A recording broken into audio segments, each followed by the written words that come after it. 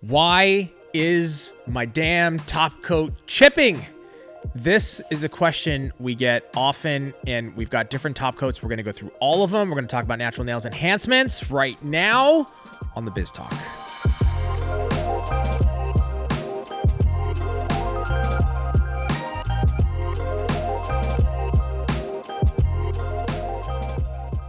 I wasn't ready for that. You weren't ready for what? My enthusiasm, my excitement for the day, Tracy, at 8 something in the morning. What is it? 8? It's like 8 something in the morning. I'm ready for the day. I'm ready to attack it. Hiya! You know, like that. Hi-ya with a Harry Potter wand. It's a new combination of like kung fu, like old school kung fu movies, which I used to watch. Okay, I'm a huge fan. And magic. And so it's the yesterday plus today. That's what I do. I combine generations, Tracy. As a human being, I bring us together as a people. Top coats is what I'm bringing people today about. Top topic. coats. Okay. Subject. I can't speak. All right. Now, let me just start off by saying this. All right. We were maybe considering not doing this episode, but I think it's important to just put this in a podcast, put it on video. Like, let's get some clarity, because we do get a lot of questions about top coats, using them on natural nails, using them on enhancements, using them when maybe the surface is too smooth. You know, what file do I use before putting on the top? Like, all these things matter. So I'd like to hit them one at a time for our top coats. Let's start with our stain resistant top coat. Okay. And again, if you're experiencing any issues with top coats, this is a great episode for you, because we're going to go through them one by one. Okay. Yep. So first of all, stain resistant, it is our, it's a gel top coat that prevents staining. It is Therefore the name. Thank you, Tracy. You're welcome. We were brilliant in calling it stain resistant top coat. Yes. Yes. Now, here's where some confusion happens with this top coat. It is not for natural nails. Stain resistant is only for enhancements, meaning over like acrylics or gels. Yeah. Okay. And I know I'm going to let you talk in a second. And and it's not for, even though gel polish is an enhancement, if you put gel polish on the natural nail and you put stain resistant over it, it's not going to work. Correct. Okay. So, take it away, Trace. Thank you. I think you covered it. Did I cover it all? Stain resistant. Well, but no, and you know, I think it's interesting because we typically understand this when it comes to a hard gel, that it doesn't go over a natural nail, because hard gel is hard. Oh, it's in the name. Took me a moment. It's in the name. And soft gel is soft, and it flexes with the natural nail more. Hard gel doesn't, right? So you get cracking. You get this little spider web cracking, chipping thing that happens. But everybody wants to use stain resistant because it's stain resistant. Exactly. So we've had a lot of people trying it, and then they hit us up and they're like, it doesn't work over the natural nail. And yeah, it is, because stain resistant, for it to be non-porous, for it to be stain resistant, it has to have that tacky layer. Right. That's why it has a tacky layer. So it's gel in its truest form. Right, exactly. And why that makes it non-porous. Exactly. So it just doesn't have the flexibility to go over, natural nail. Like you said, I consider gel polish an enhancement, right? Because you have to prep, you have to do things. But you're still, if you're putting it over the natural nail, it bends, it gives, it just doesn't have the strength behind it. Exactly. So stain resistant, don't use it over the natural nail, only over enhancement. Yep. But what if you're still getting chipping or peeling over? We're going to go through all the top coats with this. Some of these solutions are the same. But what if you are getting peeling or chipping with stain resistant top coat over an enhancement? What could be the issue? So then there's a couple different things. Number one thing that I find will cause peeling or chipping when it comes to any gel top coats, or if you're gel polishing over the top of an enhancement, is we have this old school habit, and it's hard to kill, of buffing. Right. And when you buff the nail, any buffer, when you buff the nail and you go at it, you're smoothing the surface. Right. Gel cannot stick to a slick, smooth surface. Right. That's why we have to go from like a 150 medium grit file, get ourselves some texture to the nail, then go into whatever gel polish, top coat, whatever you're putting, stain resistant, you're putting over the top. First, I like to apply protein bond because that's just your added extra insurance. Right. So 150 file, dust it off, protein bond one time, all 10 fingers, go into your top coats, gel polish. You should not have that problem anymore. That's number one thing that I see wrong. And I get it. And the reason we like to do that is, first of all, this is how we were taught, Sure, right? You know, sure. it used to be buffing, oil, licking, oil, buffing, like 15 minutes. Like, that's why I love gel top coats when they came out. I'm like, you know how much time this saves? Yeah, You know, totally. not having to buff the nail smooth. Right. You know, Oh, because if you do polish, you mean? yeah, you had to make that nail nice and smooth. And then do some form of top coat so you didn't see the scratches. Got it. Right? Got it. So we still have that mentality of, you know, first of all, this is our habit. We've been taught. Second, I don't want to see scratches. Yeah. They feel like they're going to see them. You won't. If you go from that medium grit file, protein bond will fill in some of those scratches. Right. Plus give you the tack for it to stick to.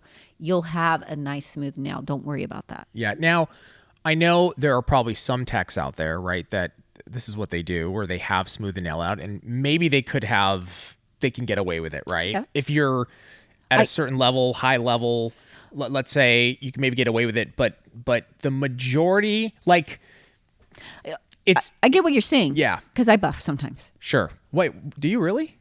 It's an old school habit. Okay. But I buff Shocking. the edges.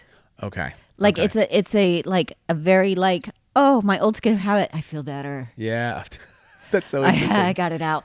I'm not buffing. Yeah. You know, so someone that's sitting there go, well, I buff. They may take it to like make sure that the corner's not sharp, or they just lightly go over the top, barely putting, you know, smoothing it out. Yeah. No problems. But if you want 100%, Yeah. and I've gotten past that because you know me, if there's a step to take out, You're going to take it out. I take it out. Totally. It just took me a long time. Right. But I knew not to buff Yeah. excessively. So if you consistently want to not have issues, okay, go from your 150 to your basically your final shaping in those final steps. Wipe, Yep. protein bond, Yep. top coat. Boom. All top coats. We're talking all finish top gel- coat, gel polish, whatever you put in. Whatever you put. Yeah, your whatever thing that you're putting over that in enhancement. That's the process. Okay. So this is probably one of the biggest things, you know, that if you're going to take this away, and you're probably going to minimize. And if you think about it though, like what you said earlier, Tracy, it makes so much sense. It's like, if I have a super, super smooth surface and you're trying to top coat it, you know what I mean? You're trying to top coat it. Like, it's also, we see pulling. We see people are like, I lay it down and I see that it pulls. Exactly why. Well, if it's a super smooth surface, of course it's going to do that. It's going to pull. Right. Then the other issues is if they decided to, because sometimes we go, oh, I'm going to have them wash real quick. Yeah. And, you know, but there's oils and soap and things like that. And I used to have them wash. I used that. Before you top coat it? Yeah. Before I did anything on them, like, go wash that dust off. Then I switched to when we started using gel top coats and realizing you can't buff, you can't oil, you can't really do anything that's going to disrupt that. I would, I just take a dry towel, dust all the dust off, and then I make sure to take a manicure brush, dust out. Cleanse. Yeah, I use a little swipe and I dust everything off that nail.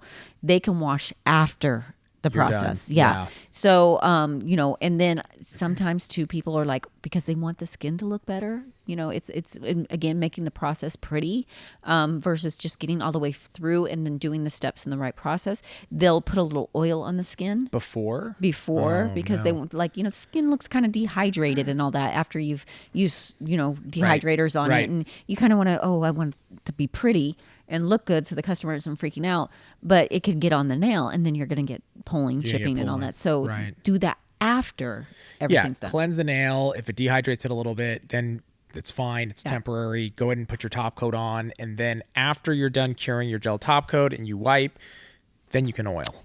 Absolutely. And then it's going to look good. Yep. And then the last thing, if you are doing all that, let's say you're like, I've been doing this for a year. I've done exactly what you said. I've never had a problem. And now I'm having problems. Your lights are probably going dead. And unfortunately with lights, they don't just really go out. It's not like a light bulb that just goes out. Stops working. It just goes dull. It goes dull. Yeah. So just to cover some of our other top coats, our finish gel is our non-tack top coat. Yes. Okay. So this cures with no sticky layer, nice and shiny. Can you use this on the natural nail over like a gel polish? No. So you're going to get cracking, peeling. Finish doesn't have a tack, so it's not gel in its truest form, but still you can run into issues because it is harder than like a soft gel ManiQ, something like that. The one thing I will say with Ultimate, if because some people forget that it's tack free, so they'll immediately after it comes out of the light, they swipe it, which can dull it. Right, of course. Right out of the light. So don't do that. It doesn't need it. Then you just go into oil, whatever. You don't need to swipe it. Yeah, you're done. Swipe it. You're good. And the same thing, as we went through, if it's too smooth of a surface on an enhancement and you put the ultimate finish on, you could run into issues. So don't do that. Go from a 150 and then protein bond and then apply your ultimate finish gel. Yep. ManiQ Top Coat.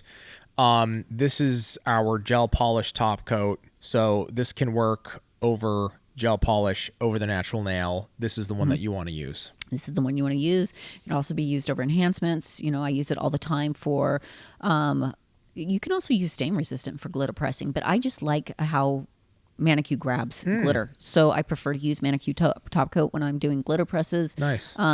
It's people are like, do you really have all those top coats? Yes, I would keep all those top coats because it depends what I'm doing, which tool I'm going to pick up. Yeah, it depends on the customer, what their profession is. You have a hairdresser, stain resistant top coat, right? My go-to for top coating, if I'm not doing glitter press or anything, is always going to be Ultimate Finish because I don't have to swipe it. That's right.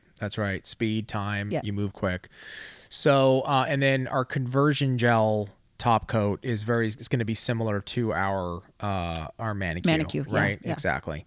So in the end, guys, we hope that this gave you some direction as to why you might be getting peeling. Are you chilling?